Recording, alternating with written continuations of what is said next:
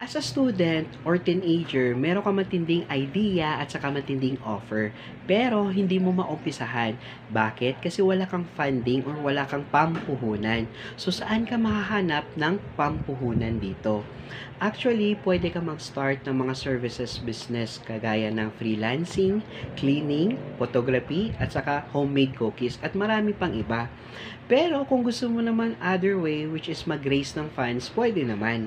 So saan ka kukuha? First is through your allowance. So every time magbigay sa iyo yung parents mo ng allowance is magtabi ka for your business. Second is humingi ka ng tulong sa family mo, parents mo, or family members mo for funding. And number three is through crowdfunding. Pero meron akong alam na kung saan pwede ka naman kumita sa pagpo-post lang ng picture at saka videos. Yes, dito pwede kang kumita up to $500 per month. And the best part, libre lang ito. So, once nag-sign up ka sa akin, is meron ka kaagad makukuha na $0.14. Not bad na, di ba?